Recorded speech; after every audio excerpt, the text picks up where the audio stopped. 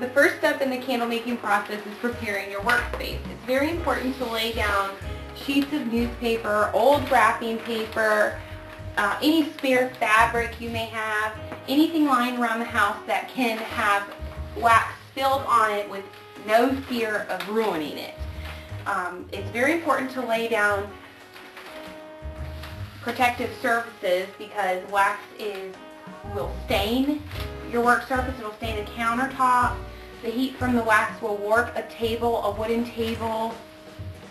It will also stain countertops, linoleum flooring, so it's very important to have your work surface covered with at least 2 layers of materials, whether it be, the newspaper, fabric, anything you have lying around.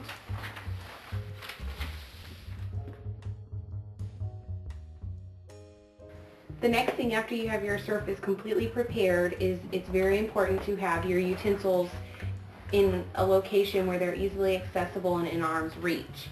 The first utensil that's very important is your scissors.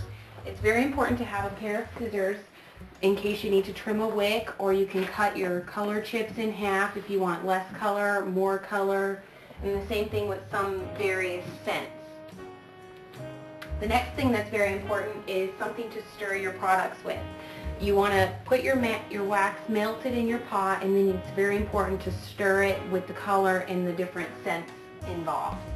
So you need to have something, a wooden spoon, a plastic spoon, something that you do not plan on reusing that is okay to get stained and burned and covered in wax. Any utensil to stir with.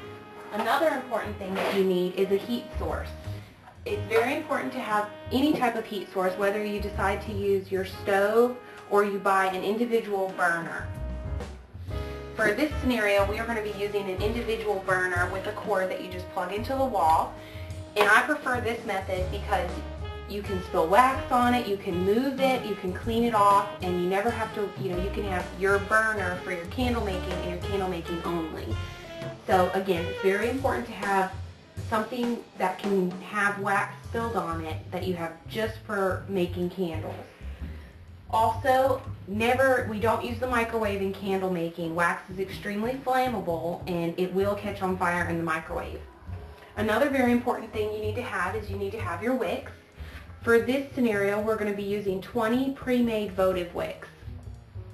The votive wicks are pre-made, which means that they have tabs on the bottom where the wick is already stuck in.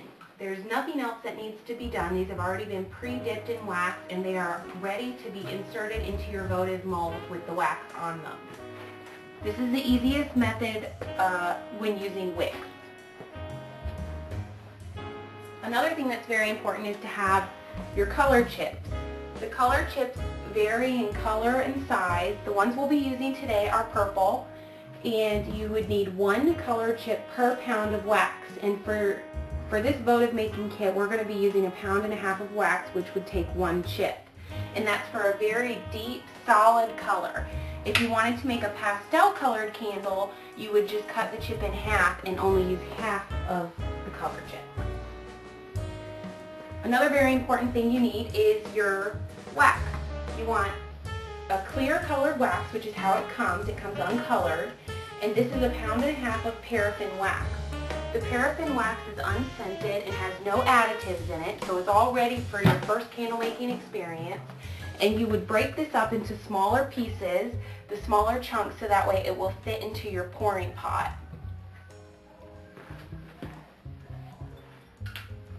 With this candle making video, we're going to be using votive molds. And the votives come in all different shapes and sizes. This one we're just using your standard votive mold, and you just fill your wax in there and it will come out looking like a votive. So this kit comes with 5 of these votive molds, which this 1.5 pounds of wax will make about 20 of these votives.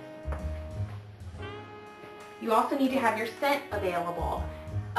Scent comes in all different types. There's apples, flowers, all different sorts of things. There's name brand scents that you can buy. The one we'll be using today is called apple cider, and this is 1 ounce of scent, and 1 ounce of scent is going to strongly scent the 1.5 pounds of wax that we have, and that will cover for all 20 votives. The last thing you need is something to hold your wicks with. You can use a pen, you can use toothpicks, you can use a wooden skewer, you can use any number of items. What this does is this holds the wick in place, which will be shown a little bit later in the video after we have inserted the wicks. And the last thing that you need, and the most important thing that you need, is a pot to hold your wax in. You want to use an old pot, whether you get it from the thrift store or you buy it specifically for candle making purposes. You would need one large pot, and then you need another pot to insert into the pot, and this is called a double boiler.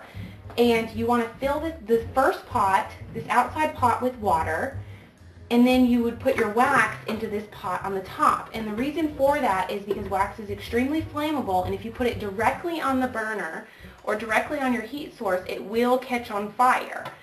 So the water temperature will not exceed it will not allow the wax to boil.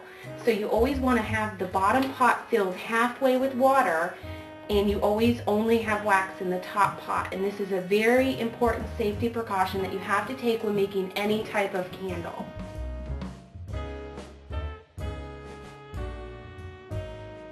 The first step you want to do when preparing your double boiler is to have your heat source.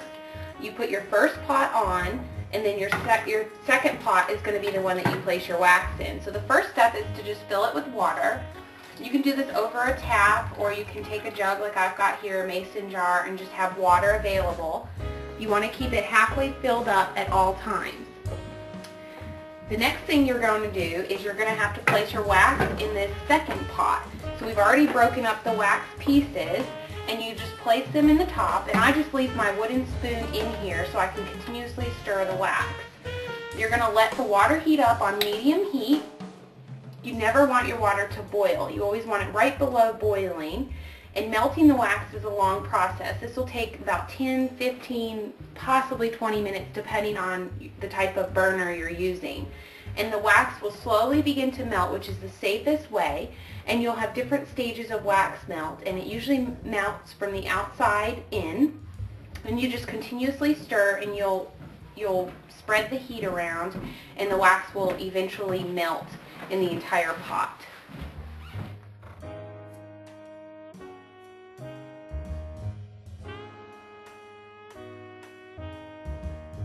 In this step, you're going to prepare your molds, and you would lay them all out so that way they're evenly spaced, and you won't, when you're pouring your wax in, you won't tip any of the molds over. And then you're going to take your pre-tabbed wicks that we talked about earlier, and you're going to insert them into each mold. You want to make sure that the tab on the bottom, which is the metal portion, is directly on the bottom of the votive.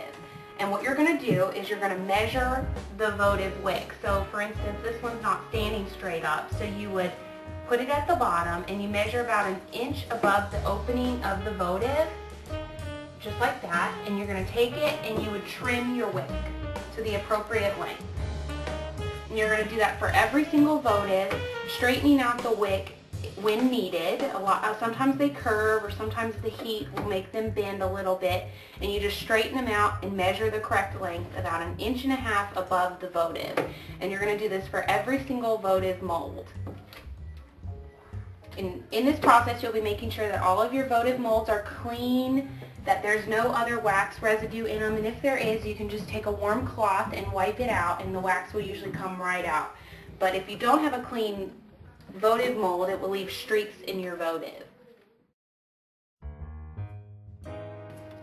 In this stage of your candle making process, you'll notice your wax has completely melted, and you can just give that a swirl. And now what we're going to do is we're going to add our color chip. And I've colored the wax so that way you would be able to see it a little bit better. But you're going to add your color chip in and completely dissolve it.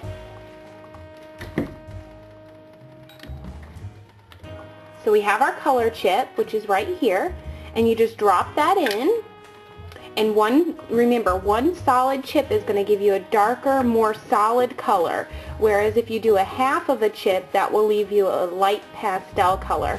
So we're just going to completely stir this around and ensure that our chip has completely dissolved in the wax.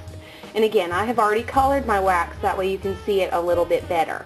We still have water in the first pot, in the double boiler. We still have water around here, and we ensure that it's not boiling, and we ensure that the water level stays halfway up the wax pot. And you'll notice this is not sitting directly on the heat source, it's in a pot of water.